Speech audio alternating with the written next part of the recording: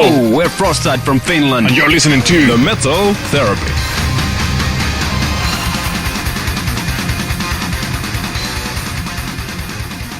So we're Frosttide and joining you this fine evening. Or morning. or afternoon. Night. Who cares? Any time of the day. Anyway, I'm Juha Patin and I do the vocals and guitars. I am Felipe Muñoz and I play the keyboards and I also sing the backing vocals. And I'm Jonas Nisling, the drummer of the band.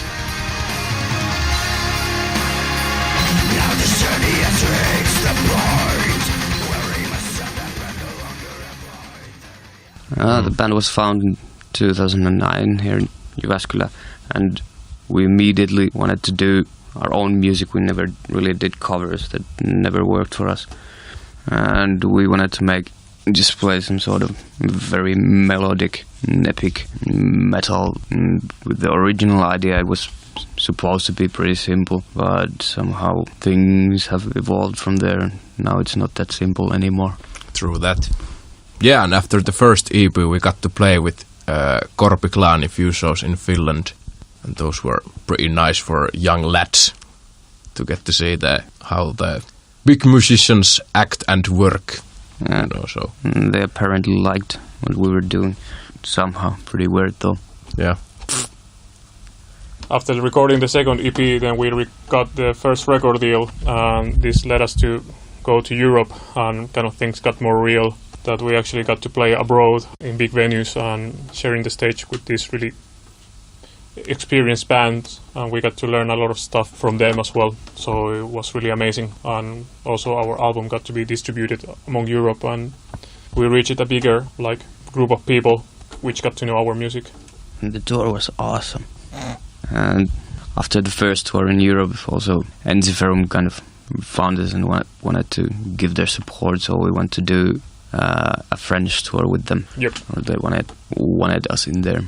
That tour was actually pretty fun. That got to share with Ensiferum and play these 6 shows, and just the French audience was pretty wild, so it really boosted the motivation to work hard in our live performance and also to improve our skills playing wise. After that tour, we started working with the second album. Yep. Yeah, and it was actually pretty soon. It of course takes quite a bit of time to make these albums happen, but this went relatively fast, and we got it out pretty soon after the first one. It was almost a year and a half. Yeah, around that. Yeah, and then after that we also got to go again on another European tour with Winterson and Turisas and Haidefolk, and it was also pretty cool. Similar to the first tour, it was this Pagan Fest tour, and it was again a blast. It was way better, as some people already knew us in there. So. Yeah. Some new venues, some known venues already, and known friends and people that we got to meet in the first tour. So on the road, and it felt like home again. So it was really a cool experience, and we got a really good motivation again to keep working hard on the live performance. And after that, also we got to warm up for Cradle Field in Nosturi and in Helsinki, Finland. Yeah. And also, before the tour in Europe, actually, we got to tour with Ensiferum as well. They released their album a week earlier than we did. Yeah, back in 2015. One Man Army came. Just before the European tour. Yeah, One Man Army came. We did four shows in Finland with them. Yeah, so that was good warming up for the tour. Yeah, we basically had a common album release show. Yeah. In the first show after the album release. So. It was really nice from them again to take us to play live those shows, and it's always great to be around Ensiferum. They're really nice guys. Yeah, looking forward to tour with them again. After that, we play more shows in Finland, and we signed with a Finnish booking agency, and also we got to play last year in the legendary Tuska festival, which at least for me was one of the biggest highlights of my life. Yeah, watching some videos when you were a kid, Children of Bodom playing in there, and so I want to be there too. And I remember one time I was talking about it with my friend, and he said that it's a long trip to get there, but last summer we got there, so fuck you. But still, dreams can come true. If you count about it, then if the band was made in 2009, then we play in 2006, then still is 7 years. That's quite a long time. No.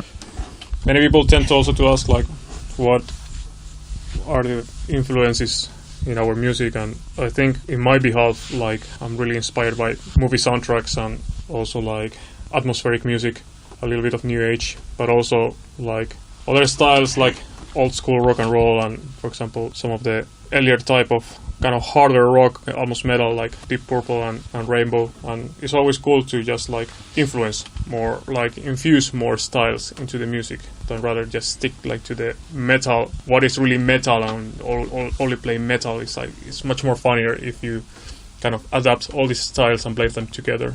For me, it's like with the influences, I don't really know or can pick one, because I don't really use any influences on purpose. They just come from somewhere, but always the movie soundtracks and some sort of feelings when you're going through.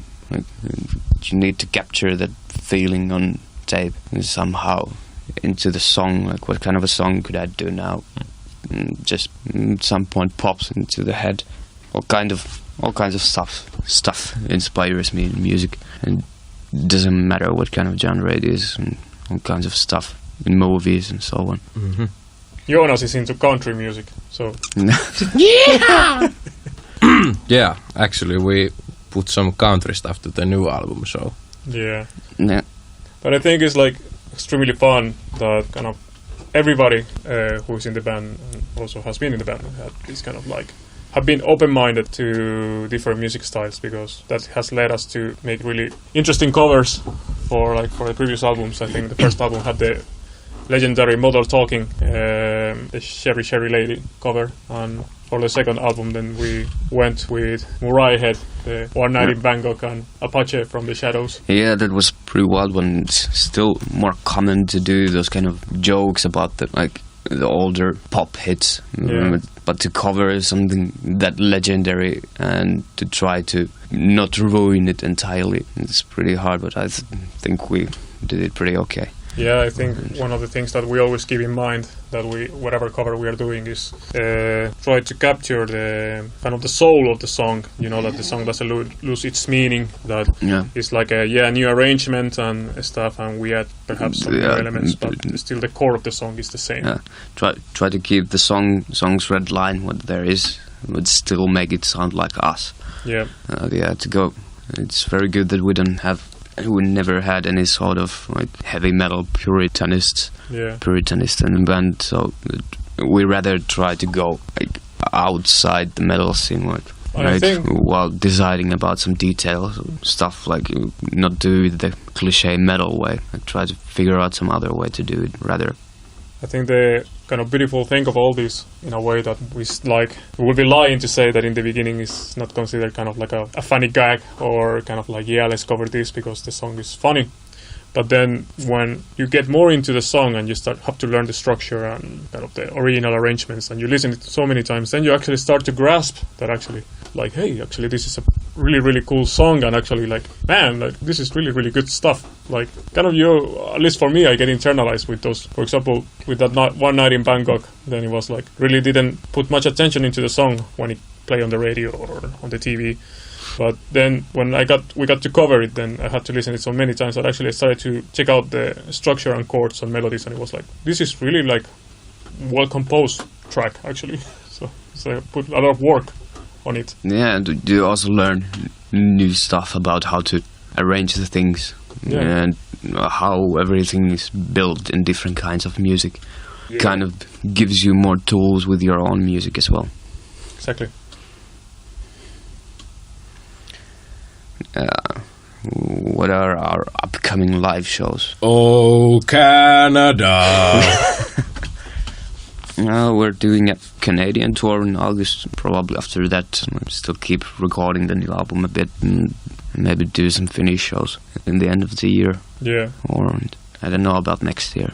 But we are not going empty-handed to Canada either, so we are going to be releasing this new EP, which will feature a new song and a golden oldie that we finally got to record the way we wanted to, and also a bonus cover. So at least this new track and the revisited song will make it into the live set when we go to Canada. So there will be something new to show over there as well. Yeah, they're pretty good. But I think, in a way, as we have never played in North America, we can count it as part of the Blood Oath chapter, because they have never heard us live playing that album or any of the albums. So it's a really good opportunity to kind of bring that album to the people in Canada, like in a live format. And it's very exciting too. Like nowadays, we've already learned, at least I've learned, how Europe works, and I go to grocery stores and all that stuff, how things work in there. They're pretty close to Finland, but I have no idea about Canada or North America. It all might be very different, and that's what makes it exciting too. But the good thing about Canada is that there's French-speaking people, and if they are crazy as in France, it's gonna be awesome. Yeah, Jan, the drummer of Ensiferum, said that the craziest people, like the crowds in Europe, are the French people, and the craziest people in the world are like the French people in Canada. So we're really looking forward to that. Yes. But so far, we have not really like much book shows, but this will develop as we finish recording the album and we set up a release date. Definitely some Finnish shows, and we hope we can do some sort of a nice little tour in Europe too at some point again. We have like a bunch of great friends that they have their own bands, and it will be really awesome to... It's always this kind of daydream that, you know, like, hey, our bands should play together in Europe, you know, like our music matched so well, and so we'll see what the future will bring, but ideas for arranging something in Finland and also in Europe, there are many, but we'll see if any possibility shows up. You can do like Metallica though, we can go to play in the Antarctic, like circle. Yeah, to penguins. Yes, and polar bears. Polar bears are in a different place. But they have Skype. A live stream. Sure. So you can, so you can go to North Pole. North Pole, and I can go to South Pole then.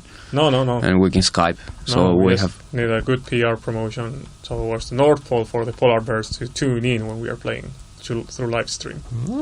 Bad idea. No, that's what we'll do. Yes, exactly.